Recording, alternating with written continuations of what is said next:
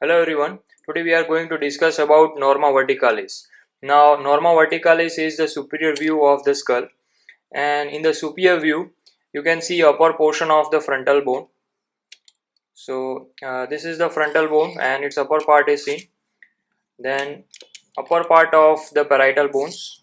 Now these are parietal bones, you can see over here. So its upper portion is visible from above, and similarly this is squamous part of the occipital bone.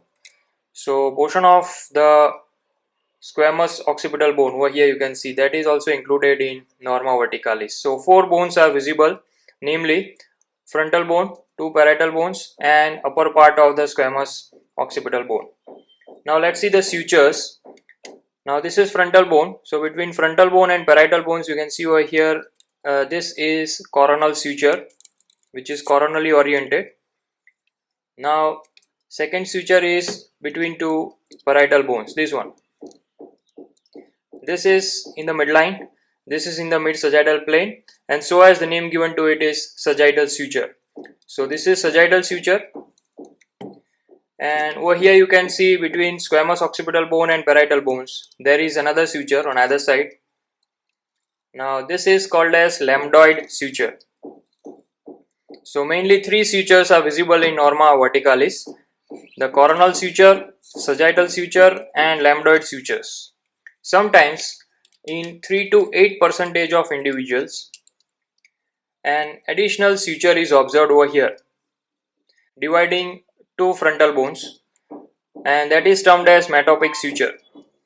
Now let's see bony features or bony landmarks.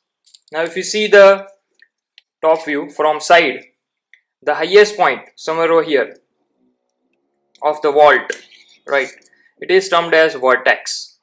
So here somewhere will be the vertex, that is the highest point or summit of the arch.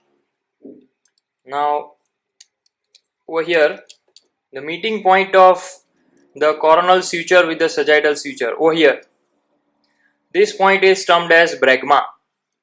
Now over here in initial years of life up to 1.5 years there is a diamond shaped gap, and that is termed as anterior fontanelle, which gets fused. So this is a site of anterior fontanelle, and in adult it is termed as bregma. Similarly, when the sagittal suture meets lambdoid sutures over here, this point is termed as lambda, which is again a site of posterior fontanelle, which gets fused at 1 to 1.5 months of the life. Now just in front of it over here you can see two foramina are found, right, approximately 1.5 inches in front of the lambda, right, on either side of the midline. In the parietal bone two parietal foramina are observed. Now these will allow passage of an emissary vein which will connect the scalp with the superior sagittal sinus. Now if you observe the sagittal suture between two parietal foramina, it becomes more or less straightened, right. Now that is a peculiarity.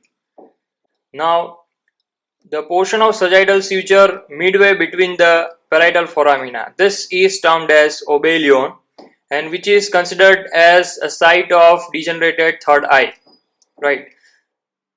Now on either side in the parietal bone, if you see from above, you can see a clear-cut convexity, a bulge, and that bulge is termed as parietal tuber or parietal eminence, and this is a common site of fracture, right.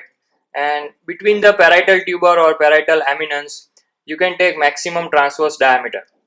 So obviously it's not in the midline. So if you see the skull from above, anteriorly it is tapered and posteriorly it is broad, right. Similarly, portion of two temporal lines is also observed. Basically the temporal lines are observed in norma lateralis, but portion of it is also observed in norma verticalis. So there are two temporal lines, namely superior and inferior temporal lines. They commence from the zygomatic process of frontal bone, right. This is frontal bone and this one is its zygomatic process. This is zygomatic bone. So from over here you can see a line starts, and that is a temporal line initially, When it reaches to the coronal suture, it clearly distinguishes into superior and inferior temporal lines. The superior temporal line will fade posteriorly, whereas the inferior temporal line will run again downward and forward. So the superior temporal line will provide attachment to epicranial aponeurosis and temporal fascia, whereas the inferior temporal line will limit the attachment of temporalis muscle. So portion of superior and inferior temporal line is also observed in norma verticalis. So this is about norma verticalis. Hope you have understood well. Thanks for watching.